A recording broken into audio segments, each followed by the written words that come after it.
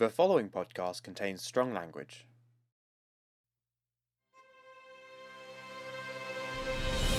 Hello, and welcome back to the Ciné Rambles podcast. You're listening to Nick. And Andrew. So, have we got any correspondence from last week's episode? Yeah, so mostly in response to the Roman Polanski. That doesn't surprise me. No. One viewer in particular said that she thought basically it shouldn't be up to the viewer to punish the person at fault. It should be the industry itself. She said because if there's no one who wants to work for that person, then they can't make those films In the and are first place. silenced. Yeah. Yeah. But then, I mean, to be fair, he should just be in jail. Yeah. Well, that was sort of my main point from last episode was essentially that these people shouldn't be having the chance to make a film in the first place. Yeah. But also, I feel like Hollywood's the kind of cutthroat industry where if you say no to making something, then, I mean, that's it, isn't it? You've got to be a yes man, haven't you? That's the thing. That's why we need to take a stand. Everyone needs to take a stand. Well, yeah. And then the other thing was that, so Harvey Weinstein is credited on all three Lord of the Rings films. And countless other films. Countless others, yeah. But Lord of the Rings trilogy is some of my favourite films of all time, and I'm not going to not watch them anymore and not enjoy them just because that name is attached. Because if I funded it, I think He would have been producer or executive producer, yes. Yeah. So it's like that's not fair on Peter Jackson then. Or any of the other people involved in that film. And like the thousands of other. And because they're all obviously massively talented, like all of the people involved there, and it's like it's not fair to then. But also, it doesn't matter. Like 20 years down the line, they've already made loads of money. He's already made loads of money from it. Why should we just stop? And I'm pretty sure he's not going to be making any more films, is he? No, I mean, has he been convicted now? Yeah. Yeah, so he's going to jail. So, then that's different for Roman Polanski, who hasn't been charged. And talking of Roman Polanski, I've done some more digging and found back in, I think it was 2009, there was a petition made against Polanski's attempted arrest at a Swiss film festival, which has been signed by a surprising number of big names in Hollywood, including, I mean, Woody Allen has already got his own problems. Yeah. But I mean, we've got Wes Anderson, we've got Tilda Swinton, we've got Iñárritu. González Iñárritu, Yeah. we've got Jonathan Demme, we've got Terry Harrison Gilliam, Ford Harrison Ford was on there, yeah. Wong Kar-wai, David Lynch was on there, Michael Mann. There's over 100 film directors on this list, and actors and writers. Yeah. And it's crazy that there's It such just seems wrong, doesn't it? support for him, despite the fact he's very obviously done something wrong. Yeah. And admitted it. Yeah. Hugely wrong as well. Like, terrible. Yeah. And it's like, how And the has he objection... managed to get that amount of support? Yeah, and the objection to the petition is essentially, they shouldn't use a film festival where he's being honoured as an excuse to arrest him. But I'd argue, why is he going back to shouldn't Caesar have been Awards? honoured Yeah, why is at all. he being honoured when it's like, yes, he may have made some very influential films, but he is a child rapist. Yeah. And that kind of outweighs it. Yeah. Yeah, definitely. Like, Yeah. 100%. Like, why... But then that's the thing, do we then boycott Wes Anderson because he's signed this petition? Do we boycott Tilda Swinton or Michael Mann or Harrison Ford? Where do we draw the line on that? Yeah. It's just so weird that that's a thing to me at all. Yeah. Especially, I mean, he's someone who's so obviously in the wrong. How he's managed to get that much support. You know, it's weird. I think we should sign a petition to undo that petition and put him in the bin. I wonder how successful that petition actually was. But you reckon if we started a petition here in Ciné Rambles to get Roman Polanski arrested... It would probably be pissing in the wind, but let's do it anyway. Okay. Hashtag arrest that bitch. Probably got something cleverer than that. Yeah, that was bad. I think we can do some pun on Chinatown or Rosary's Baby or something. Or J'accuse. Oh yeah. J'accuse him. Not that. That's bad. That's terrible. Okay, if we got any more correspondence? I don't know, you tell me, you're the correspondence man. There was something along the lines of we failed to mention that The Invisible Man was also a psychological thriller, not just a horror film. Yeah, I mean, if we're Yeah, going down that route, I'd argue the limits of its horror. That was sort of, I'm not sure if I mentioned this, but one of my sort of problems with it, I guess, was that it didn't it was skirting on the edges of being a horror. Yeah. But it clearly wanted to be a horror film, but didn't really, it was too stuck in the thriller area. Yeah. Didn't really commit to being a horror fully, did it? I think that partly comes back to what I was saying about how the horror is too known. We know who he is and what he's doing and how he works for it to really be horrific. Yeah. But yeah, I mean, that's a fair point, which, depending on your point of view, can be a pro or con for the film. Yeah. I mean, I would argue it's more thrillery than it is a horror film. Yeah. Because, I mean, it never made me jump and I wasn't scared. Which would you prefer from it, from that story? Well, I don't know. I think... I don't know. It would work as both, I think.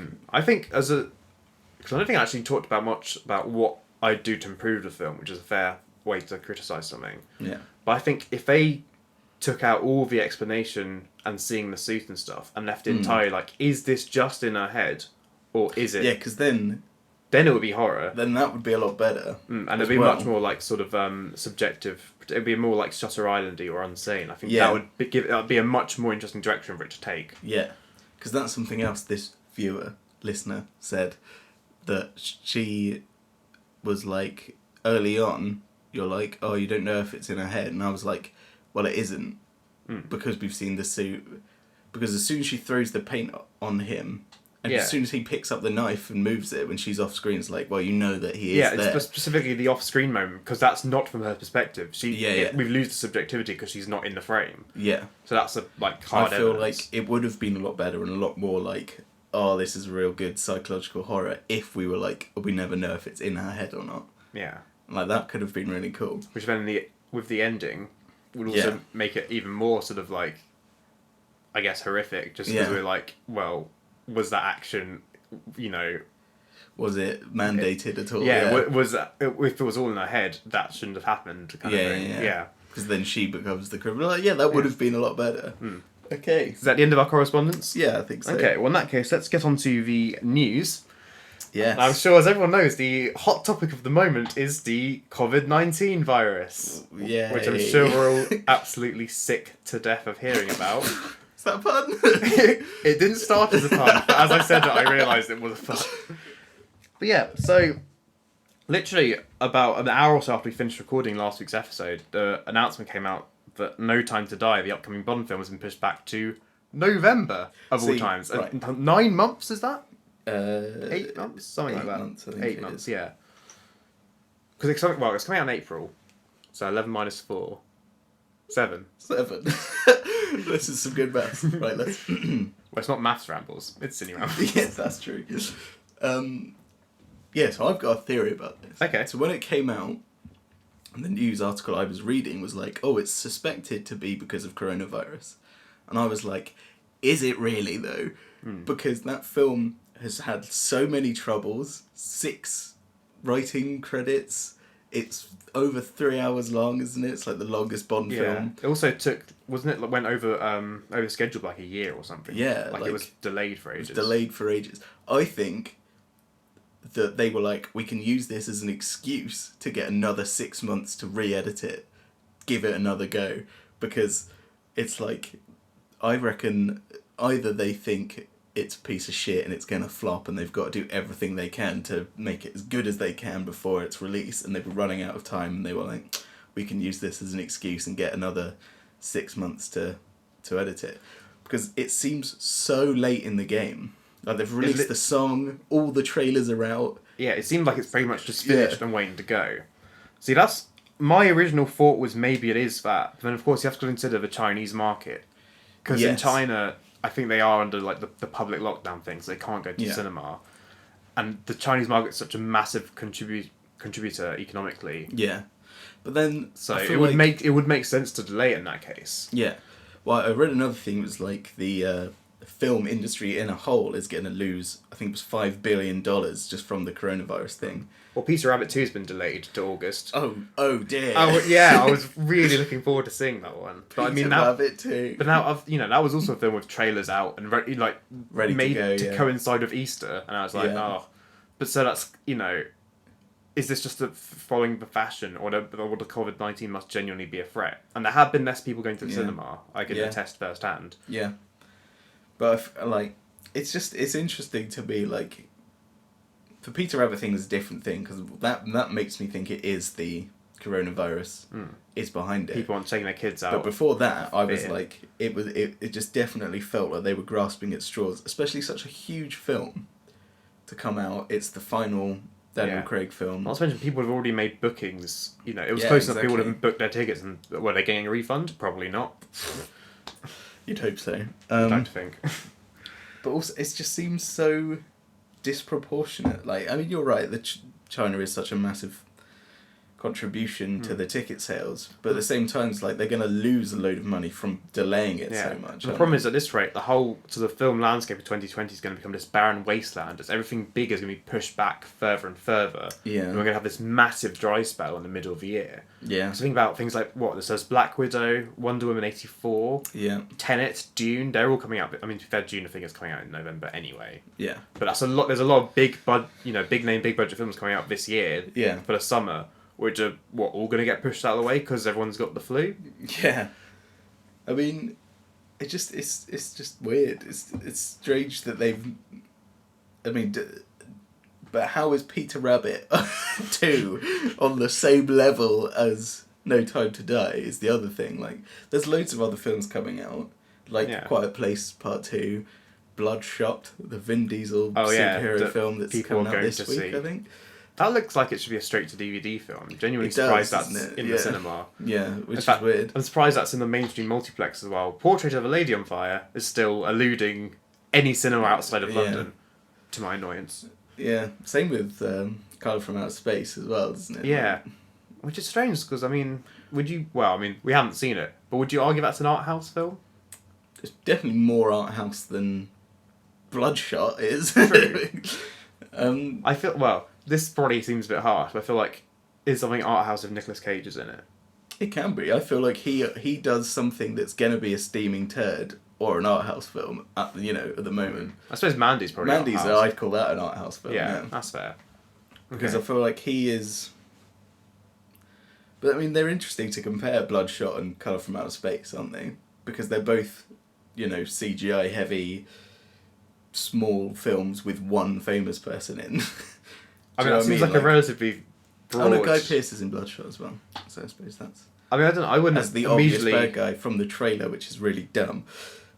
I wouldn't immediately draw the comparison between Bloodshot and I just Colour think Out of it's Space. interesting because they're both, sci-fi films, but why is Colour from Outer Space not in the cinemas and Bloodshot is? It's like, is that just the marketing? Is that just Vin Diesel? I guess the idea is Lovecraftian horror isn't a mainstream form of horror, and that is quite cerebral and sort of, think about something like Annihilation, which you've not seen yet, have you? Nope. No, but that's quite a cerebral, sort of like borderline Lovecraftian horror. Yeah. And that was, even though it was going to have a cinematic release and had a very limited release in America, it got pulled kind of last minute because Paramount, was it Paramount?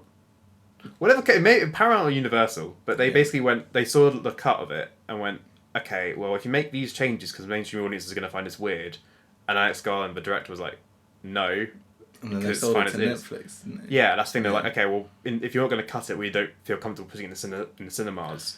Okay. So Netflix then took over distribution, which is why they didn't get a cinema release over here. Yeah. So I can sort of see maybe why Colour Out of Space, if that's in that same vein of horror, but they just don't think it will appeal to the mainstream in the same way.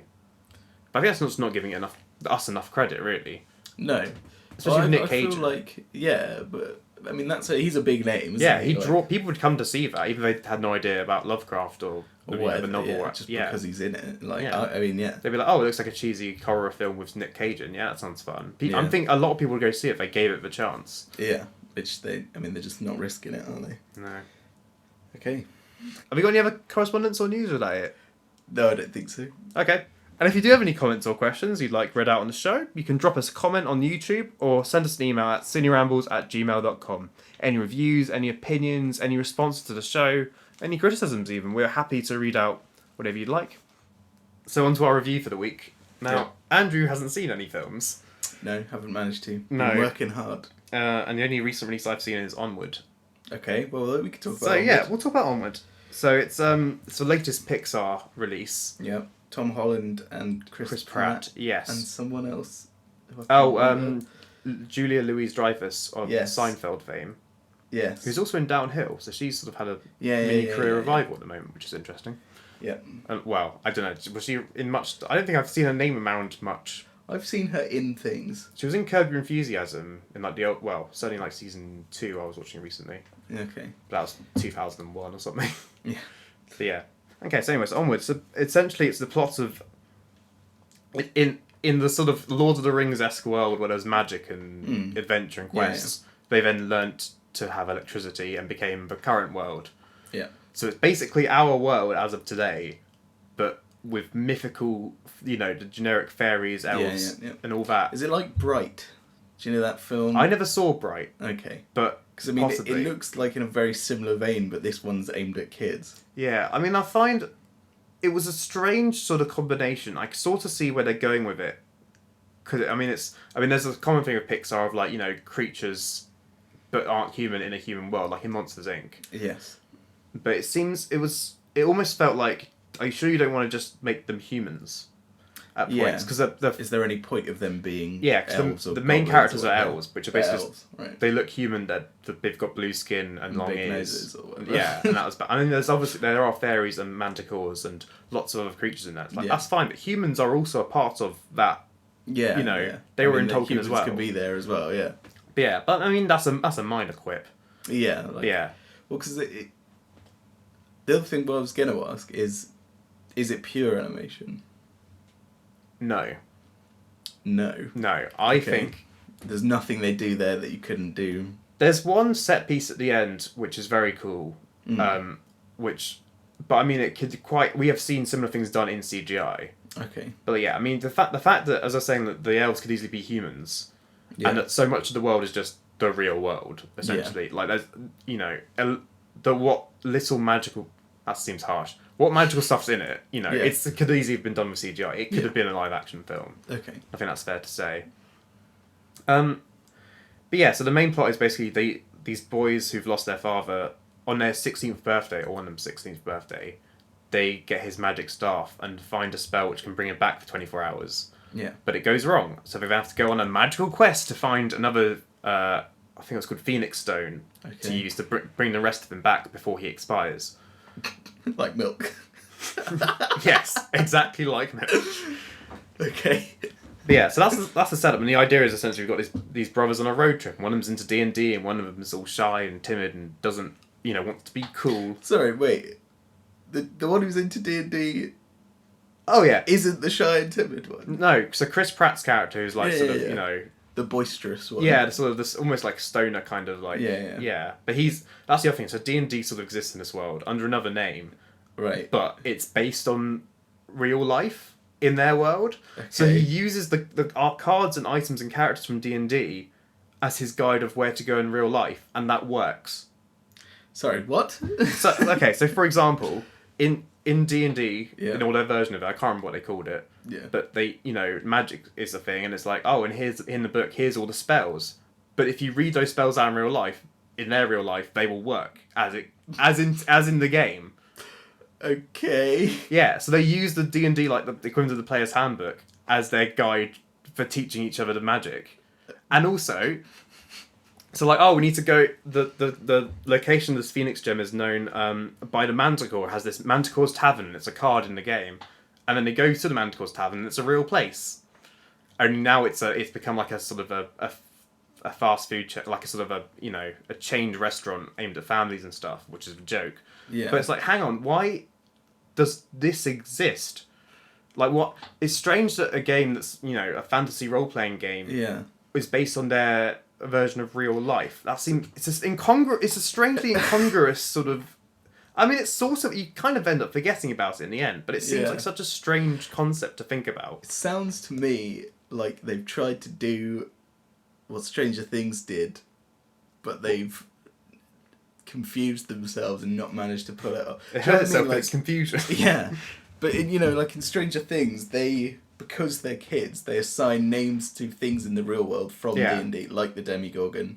That's the thing, in the critical thing in Stranger Things, they don't... that's their way, their sort of lens for understanding what's incomprehensible to them. But it's not directly that. And they don't, destroy the Demogorgon with what's in D&D. Yeah. Unlike this, where it's this is the thing from D&D, and it works like this. And like, but why does it... And then also, if it's this easy to follow this quest from the game that presumably millions of people have bought in this world, why has no one else gone on this quest and found the stuff already?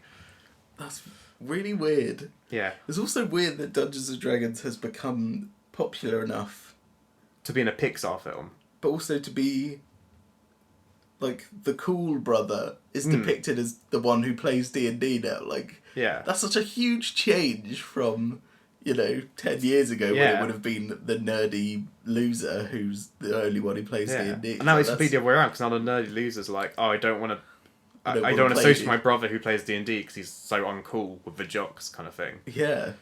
That's so weird. Like, that's such a weird cultural shift. I'm glad it's happening. Yeah. But it is strange. Yeah. So I mean, it's a good film. I'd say it's like mid-tier Pixar. Okay. Probably like... Give me a Pixar film that's worse than this. Well, Finding Dory. Okay. I mean, right, this is... Is there a Pixar film that's worse than this that isn't a sequel? This is probably going to be controversial. Yeah. But I don't like WALL-E very much. Okay. So I'd rank this higher than WALL-E. That is controversial. Also, this is going to be very controversial. Yeah. But Up minus the first 10 minutes. Right, okay. Quick tangent about Up. Yeah. As everyone knows, the first 10 minutes is phenomenal.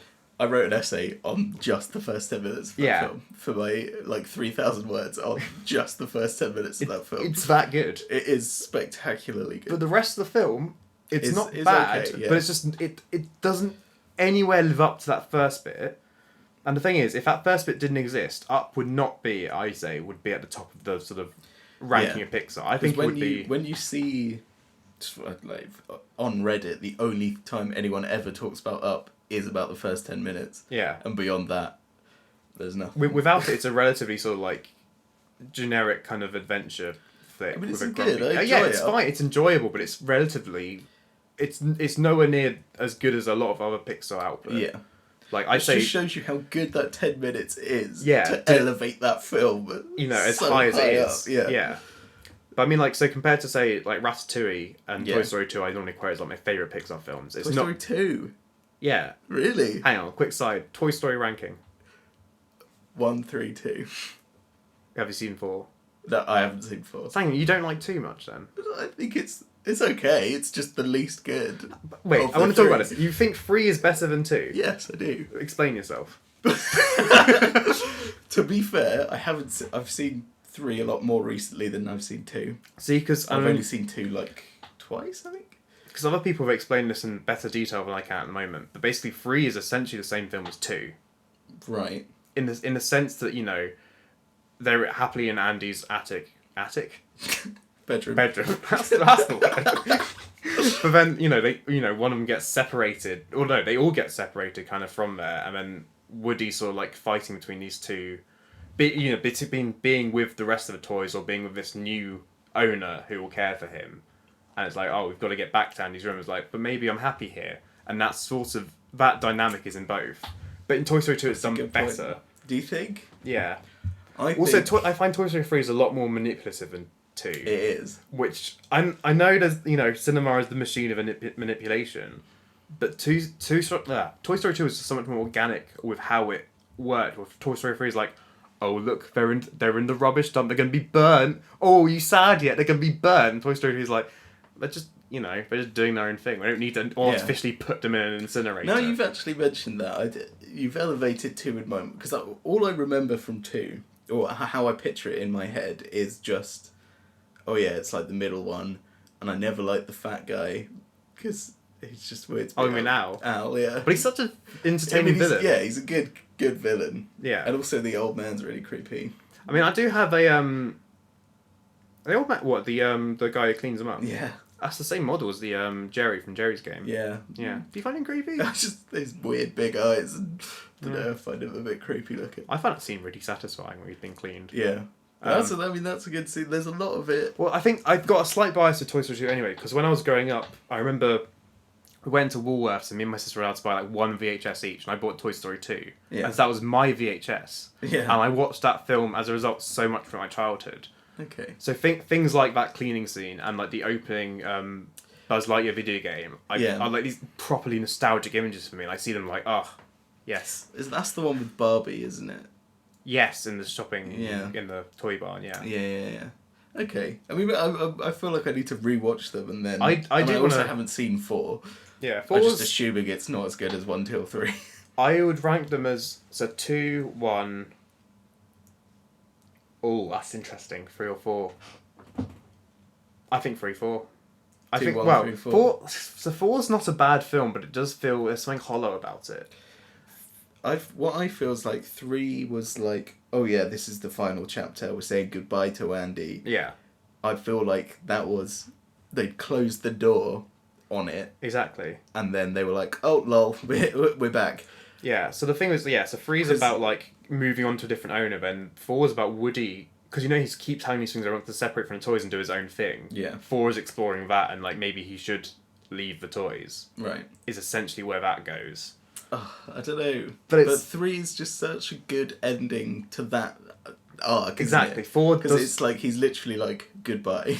Yeah, that's the like thing. Goodbye partner. That's 4 doesn't need to exist, but the fact it does exist isn't a detriment in the same No. way like other unnecessary sequels are. It's just 4 feels a lot more like a cash grab than than well. Also, I find something very ironic about the fact that there's a thing about she's made a toy out of bits of trash. Yeah. And that's equally valid as a child's toy than any of the other shiny plastic things. Yeah. And then what turns up in all good toy stores is like a £20 solid plastic model of Forky.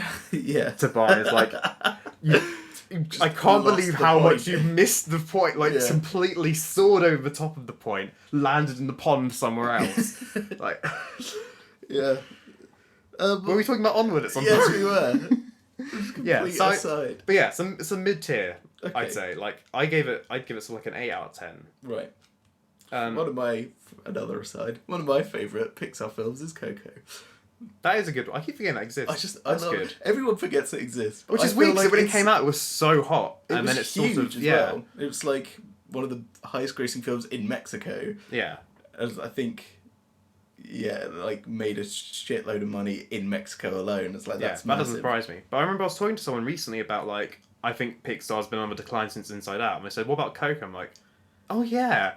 But everyone forgets about it. But it's such a good film. Oh, Inside Out is my other favourite Pixar film. I haven't seen Inside Out, but everyone says I need to because apparently it's really good. Speaking of Inside Out, yeah, because Pixar have recently been ever since really Toy Story 3, they've been into let's make our audience cry like little bitches. Yeah. So. Onwards sort of does that, but basically because I don't want to spoil it. I didn't cry. You didn't cry. What I can say is I can understand why people would cry.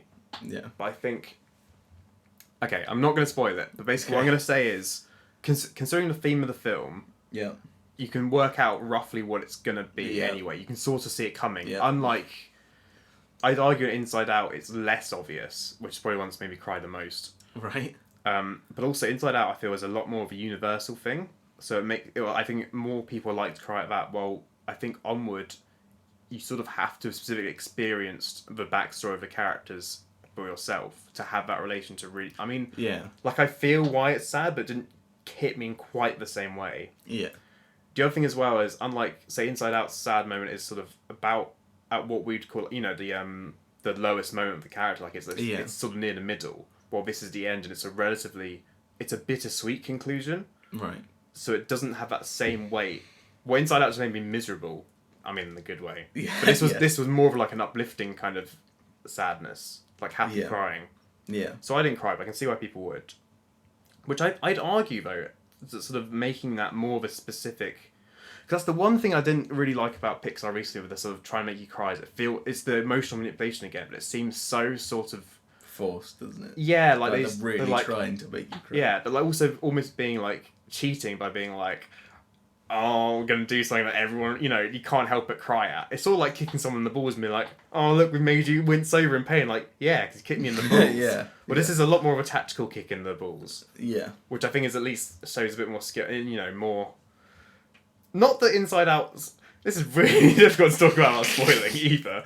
But like, not that Inside Out one is bad, because it still fits with both of these sort of sad moments fit with the themes and the message and the story of the film. Like, none of them feel like forced in. But I do think Onwards has like more of a tactical approach to it. Like, it's more sort of precise in who it's targeting, and I think because of that, it seems like it's more worth it and more controlled. Where Inside Out's just like, let's just pull on those heartstrings a bit. Yeah. Does this does feel like a bit of a off one. It does seem like it's sort of like it's got nowhere near as much promotion behind it, or it feels like it doesn't have as much. The promotion general behind sort of it. audience reaction has been a lot less than most Pixar things, certainly. Because what was the last Pixar film to come out? Was it Cars 3? No, Toy Story 4. Yeah. But then Cars 3 before that, I think. Yeah. Which is strange, because Cars 3 is a film that I remember nothing about it coming out. Like, that was such a low-key release, but apparently... I remember everyone loved the trailer, but no one liked the film. Well, I was doing... Because I was looking back at Pixar stuff the other day, preparing for this, and, like, Cars 3 seems like it has actually relatively decent reviews. Yeah. Like, apparently it gets rid of a lot of stuff that made the other Cars films kind of... Like, it basically gets rid of all mention of Cars 2, it gets rid of Mesa, and it's like a lot more sort of streamlined and a grown-up version of Cars, I guess. Yeah. Cars is a good film. I enjoy Cars. It's alright. I haven't seen it since I saw it in the cinema. Wow. In 2006, yeah. Yeah. So I can't really comment, but I mean... It's decent. It does feel like the sort of a sellouty film of just like, what can we easily make merchandise of? Yeah. Cars! How about cars that are alive? Like, okay, well... But then I suppose you could argue that Toy Story was about, how can we make merchandise? Toys that are alive. Yeah. Which is strange that Toy Story even turned out so well because of that. But Toy Story, I feel like they came from a different angle with that. Like, Cars, you can definitely see, let's merchandise this as much as possible, whereas Toy Story is like... Toy Story was essentially an experimental film. Yeah. It was the first time they'd done, like, a fully 3D animated film. And there was so much to prove that, they're all, like, fresh graduates. Yeah. They had to really prove to everyone who didn't think this was going to work, like, that this was going to be the next step forward, they could do this. I think that was a lot more from the heart. Yeah. Well, I think recently Pixar's been a bit slumming it a little bit more. Yeah. There's some really good Pixar films, though. Oh, yeah. Ratatouille. It's a belter. Absolutely. I really like WALL-E. Back to WALL-E quickly. Okay. I don't dislike WALL-E. I just don't think it's the best film. I don't think it's the best film either. The first time I watched it, I didn't like it. No. But then I watched it like a couple more times, and now I really do like it. Because also there's some really good sci-fi there. Yeah. As well. Like, behind the whole Pixar heartstrings bullshit, there's also some really, really good sci-fi. And I really like that. Like, people just left the Earth and they've been circling it for, however many years it is. I think I like all that stuff. I like, the silent cinema stuff near the beginning. And, yeah. I mean, I can't really put my finger on why it doesn't thrill me the same way other films do. Like, it's just a case of, there's a limit of how much I like this film for whatever reason. Yeah. But there's one thing I do distinctly remember is that I feel, while the sci-fi stuff's good, and there's, like, social commentary... Yeah. It gets so heavy-handed towards the end. I was like, all right, I get it. You're anti-consumerist. It's like, oh, look at all these fat people who can't move. They keep getting drinks. I'm like, yes, I get it, Pixar. I get it. Ironically, it was hugely selling out, wasn't it? Yeah. Okay. Are we done with Onward? I think, yeah. I've had about 50 tangents there, so... It's good to discuss Pixar. Yeah. But also there's Soul coming out later this year. I'm interested to see which that is as well. Pete Docter again who did Inside Out, and it seems like it's a similar idea. It's Jamie Foxx, is it? Possibly. I think it's Jamie Foxx. I want to say it's Jamie Foxx, but it'd be bad if it's not Jamie Foxx. I'm going to look it up. Okay, you do that. Well, I was going to say, because also, because normally it's like one Pixar film a year, generally, but they've So I remember Inside Out came out, which was the big Pete Docter sort of cerebral tearjerker film, and it had Good Dinosaur later on, which no one really liked or saw. I don't remember Good Dinosaur at all. I don't. I didn't see it. Yeah, was that But a thing? yeah, but then it's strange that it feels this year they're doing it the other way around. They thought Onward is for Good Dinosaur, and then Soul is going to be the Inside Out. Only Onward. I mean, I haven't seen Good Dinosaur, so it might actually be all right. But Onward seemed like it's a lot closer to Pixar's usual output than Good Dinosaur. But it is Jamie Foxx. It is Jamie Foxx. Good. I'm glad we clarified. But yep. but in the sense of like the audience reaction seems a lot more muted, the same way it was with Good Dinosaur. So yeah. So maybe I Soul haven't would be heard great. like any buzz around it at all, really. About Onward. About Onward, yeah. Like I've seen one review online, and that's it. Normally with these things, you get spammed with them. And If it wasn't for the fact I worked in a cinema, I probably wouldn't. That's the only reason I've seen like stuff for it. I haven't seen it like on the web. Yeah. Yeah. And the only advert or the trailer I've seen for it doesn't actually have anything to do with the actual plot in it. So I'm talking about the one where he's like walking off and he's like, "Oh, hi, mum," and the dragon first comes 5 and minutes of licks the film, him. yeah. And it's like that doesn't tell you anything about the actual plot of the film. It's like that's the only trailer I see. It's like I've not got really any interest to see that film, Which isn't a negative thing because I think the film, the trailer to have the plot of the film in it is Peter normal. Rabbit 2, cough cough. Mm-hmm. So many things wrong with that trailer, but I hate that trailer so much. I would much rather have a film that shows us like the opening 5 minutes or so, and just the sort of initial world building. So you're like, okay, that's what the film's about, right? Yeah. That's the film's idea. But but where is it going to go with this? I wonder. Let's see it. That would be a much more effective way to do it. Speaking of trailers, quickly. Yes. Trailers really annoy me, right? But there was one trailer in specifically that really, really annoys me, and it was the trailer for Guardians of the Galaxy Volume 2, right? Because James Gunn, who directed it, said, "Oh yeah, there's only stuff from the first 30 minutes of the film in the trailer." Right. That was a lie. In fact, they showed the climax of the film in the trailer, but he was like, "Oh lol, it's only the first 30 minutes, ha ha ha." And then when you go and watch it, it's like, well, that's not true then, is it? Do you know the bit with... I haven't seen Volume 2. Okay. I've seen the Mr. Blue Sky opening. Yeah. But there's loads of... I mean, but why? I don't understand trailers that have to give away massive bits of the film and the climax of the film. Another trailer that's really annoying is Batman vs Superman: Dawn of Justice, right? Because they've got, obviously, almost all of the trailers have those two squaring up, and you like get a vague idea of what the film's going to be about. It's just Batman. We say versus vague Superman. idea what the film's going to be about. It's in the title. Well, yeah. But then in one of those trailers, you get, is it Abomination? Not Abomination. That's Hulk. Christ, I can't remember his... Doomsday, that's his name. Oh, well, the main villainy guy. The guy's made of kryptonite. Yeah. He's not made of kryptonite. I don't know. I don't know comics, Andrew. It's made of some bullshit. Anyway. But smelliest villain.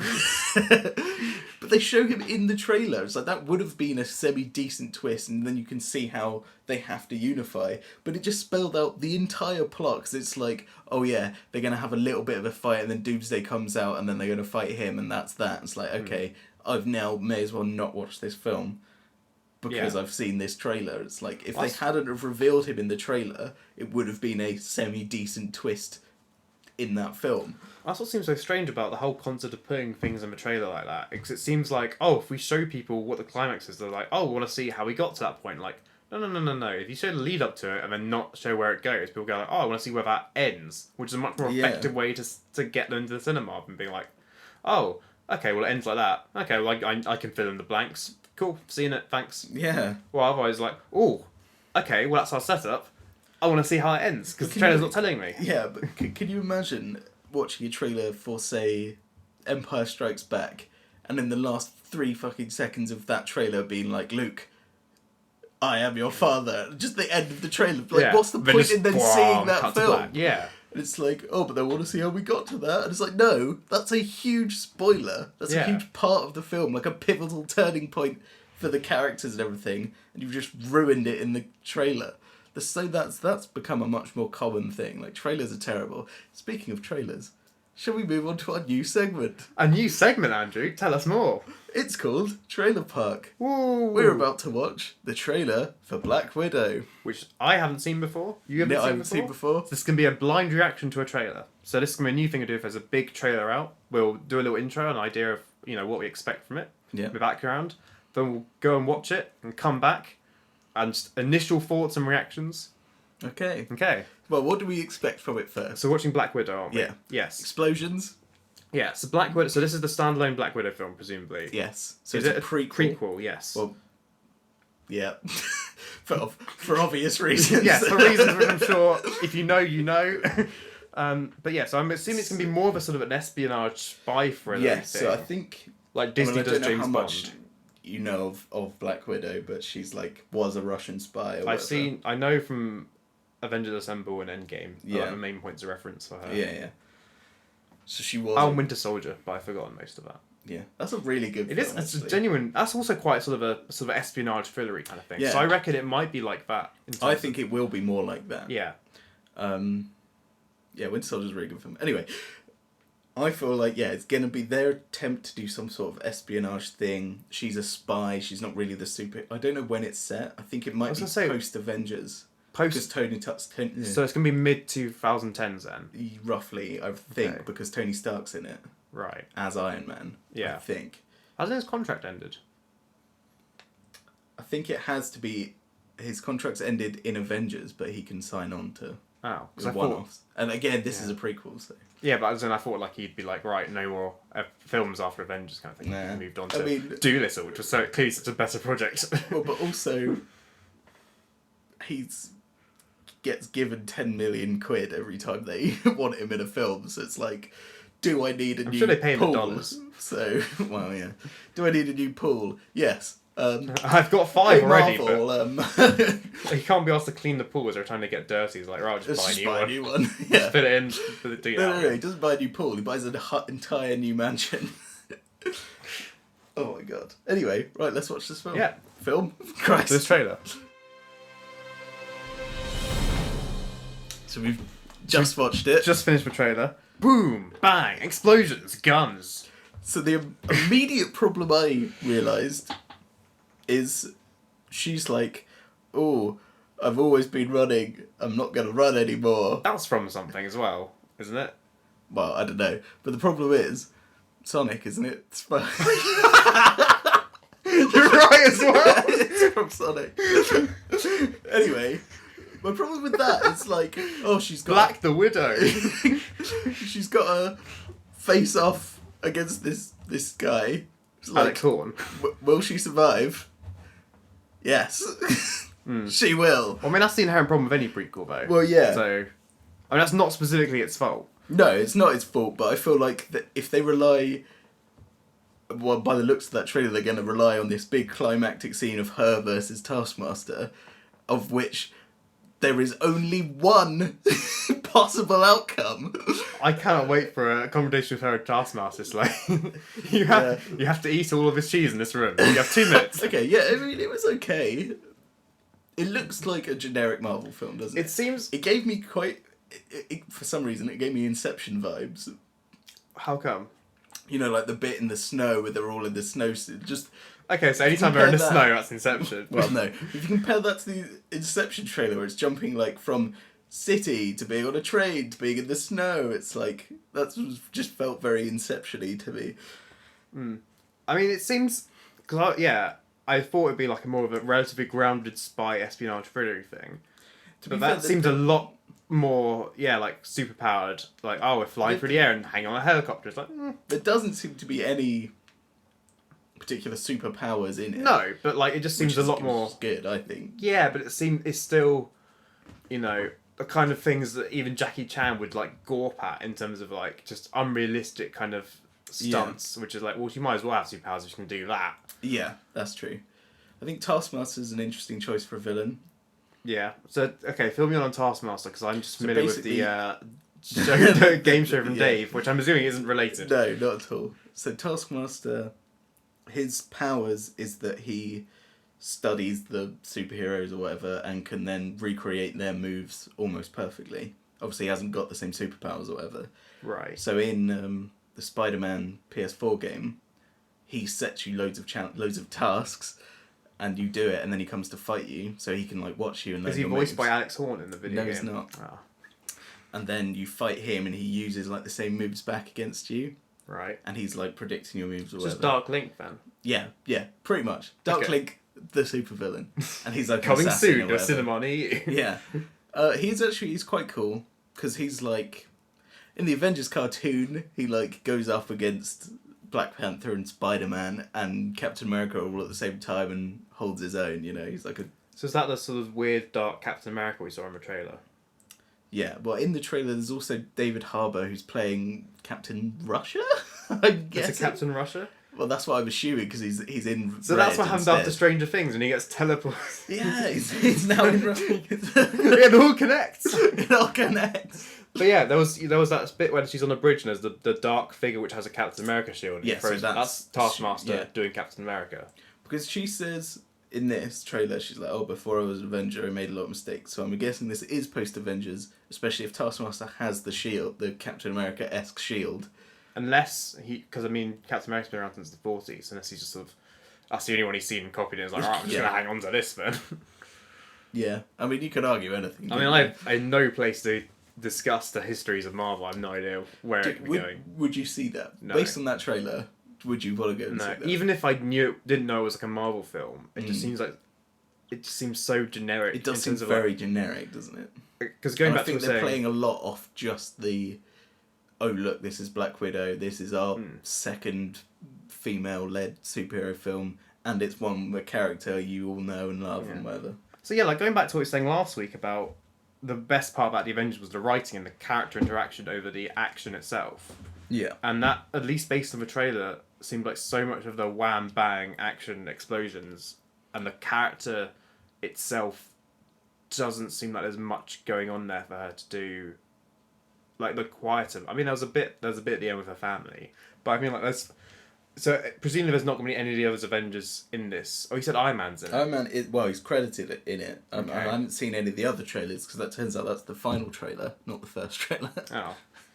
I'm trying to think. I mean, I haven't seen many of the standalone ones, but even like in Winter Soldier, there's Captain America and Black Widow. There's normally like some other Avengers film to bounce off of. So there's because they knew at least back then that's what made it work so well. Well, I feel like in this one it's just gonna be like where they excel is in team ups, isn't it? Yeah. That's why Guardians work so well. But I feel And Winter Soldier. I mean, you're right. Yeah. looking at Black Widow. The trailer looks like it's just gonna be like. I'm Black Widow. I'm going to do some running and some driving. There's going to be explosions around me. But there's going to do some more running and explosions and hanging from a helicopter and explosions and running. It's like, yeah, okay. Have you seen Age of Ultron? No. Okay, because there's a bit of her backstory in that. Because Scarlet Witch can get in people's heads or whatever, and she makes her like relive her past or whatever. Oh, that's nice of her. Yeah. What's that? Some post-traumatic stress or just relive that? So I feel like they're going to play off that, but they make that seem really serious. And in this, it's more like, boom, explosions, fun, action time. I don't know, it feels weird. I feel like it won't be...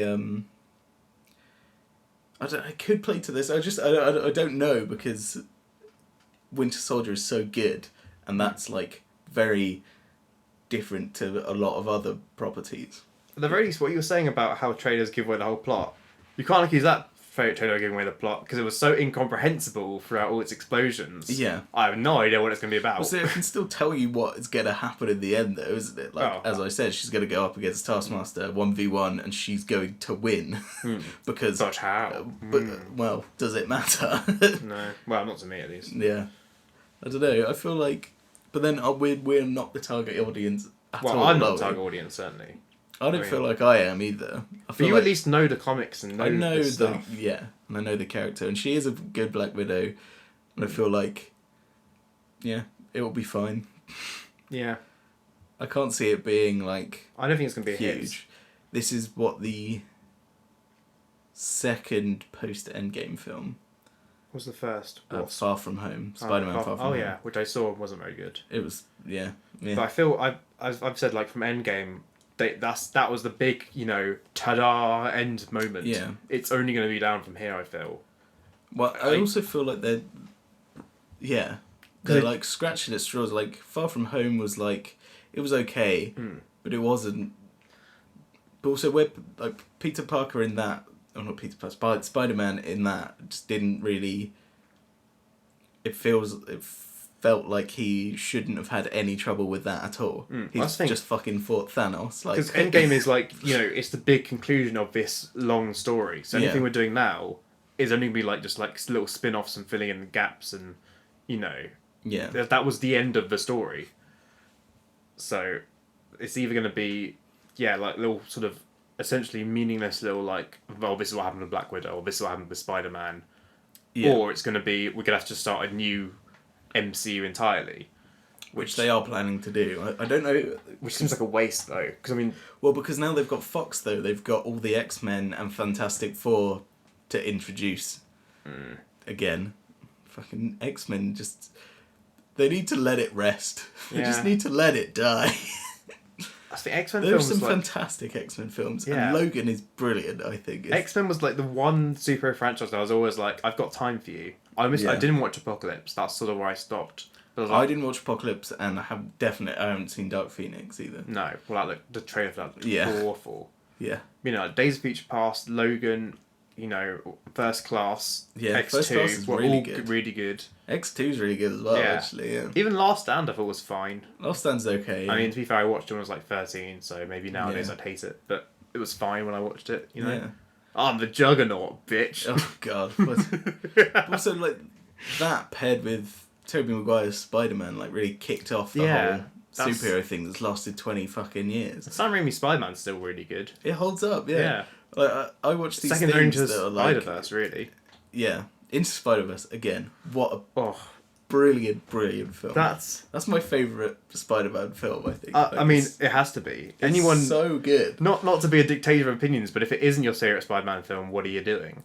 Well, because everyone loves the Tobey, like, Spider-Man 2. Spider-Man 2 is good, but like, good. Spider-Verse is like on another league of like... Yeah. But it's like, that should be what all super... It feels like, here's Marvel sludging out their normal stuff, and Spider-Verse is like, right, alright, this is how you actually do it. Yeah. Oh, okay. It speaks just in its weight. It's so good on so many different levels, isn't it? Like, the animation is fantastic. It's just... like in that slight alternative universe, that's like just different. It's also it beats Marvel at its own game. Yeah. And like it's amidst all the like fighting over the rights of Spider-Man between Sony and Disney, they're like, right, okay, well here's the Spider-Man film we made. We've got alternate universe. We've got multiple characters being brought together. Like lots of different villains and different versions of the characters being brought in the same way the MCU brings characters together. Yeah. We've got the representation, with the female Doc Ock, and we've got the and Spider-Gwen. Yeah, and we've got the Miles and his family are all black, but we do this representation in a way that's not really pandering and sort of in your face like in Black Panther or Captain Marvel. Yeah, it's done in a much more normalised way. But it's done in such a way that it's not like, oh look, Spider-Man's black now. Oh look, he's black now. That's right, because the way he just is, the way you just deal with it. Yeah, the way Disney does it is it novelises it. It makes it like as if the fact that they're black or a woman or whatever is a novelty. And it's something therefore unusual and, a one-off surprise or change or spin-off as opposed to like what should be the norm. Yeah. While in Spider-Man it's like, he's he's black, what about it? It's just like, because it should be like a default as much as white is, which is what things like Black Panther sort of suggest that like being white is a default, which is why Black Panther's special. But the point is it shouldn't be special, it should be on this equal footing. That's true equality. Yeah. And that's what Spider-Verse sort of demonstrates so well. Also, I think Spider-Verse excels so much because it also brings together loads of different Spider-Men together in a way that Marvel couldn't do. Because also it's like all the different weird spin-off comics. Yeah. Like the Nicolas Cage one. Like, that's such a good one. And the animation there... So everything he sees is in black and white, and every time there's a flashback with him, it's in black and white. Yeah. He is always in black and white and has no colour on him at all. And he has the Rubik's Cube, and changes when he ticks up, doesn't it? Yeah, which he cannot solve because it's in black and white. But the animation is so brilliant, and the different styles and everything smashing together. And there's the thing about the frame rates as well. Yes. Have you heard that? Do you think? I mean, I definitely remember. I couldn't quote it again now, but I definitely remember So reading up it's on it. Miles Morales, when he's Spider-Man starting off, he's animated It'll be at 12. 12.5 frames per second or It'll something. be well, the film will be at 24, so it'll be at 12 frames a second. 12 frames per second, whereas the actual Spider-Man, Peter B. Parker, or Peter J. Parker, or whatever, is animated at 24 frames per second. So he looks so much more fluent and clear, and then as Miles becomes Spider-Man, his frame rate becomes the same. And it's like, that's just some tiny little thing. Plus also, the art style of it so accurately reflects, like, we've had films try to do the comic book look, but have never quite done it the same way Spider-Verse does, where firstly it looks like it's done with, like, pop art, sort of, the way it's sort of drawn and inked. But also, there's this thing about when things are sort of out of focus, they do, like, these sort of split lines. Yeah. You know, as opposed to just blurring it, which is much more how you do it in a comic where you can't really blur things in the same way. Yeah. And I love the way they have that level of attention to detail of how it's going to look like a comic. Spider-Verse is great. It's such a good film. Yeah. Yeah. So that's the Black Widow trailer covered. What a huge tangent. This is an episode where we just not talked about half the stuff we were originally planning to. Okay. Okay, so I think that's about it for this week's episode then. You've been listening to Ciné Rambles with Nick and Andrew. You can find us on Facebook at facebook.com/CinéRamblesOfficial. You can follow us at Twitter at Ciné Rambles. And for more content, you can read the blog over at cinerambles.blogspot.com. And of course, as always, if you'd like to get in touch, offer us any questions, reviews, or just any opinions at all, you can contact us at cinerambles@gmail.com. Got any closing remarks then? Yeah, check out our other podcast. Oh, yes. Dice Dice Baby, the 5th edition Dungeons & Dragons podcast featuring me and Nick and some of our friends. Yep. Which, if you enjoyed our talks about D&D in this episode, there's more of us playing D&D in that podcast. Yeah. Okay then. See you next week. Goodbye.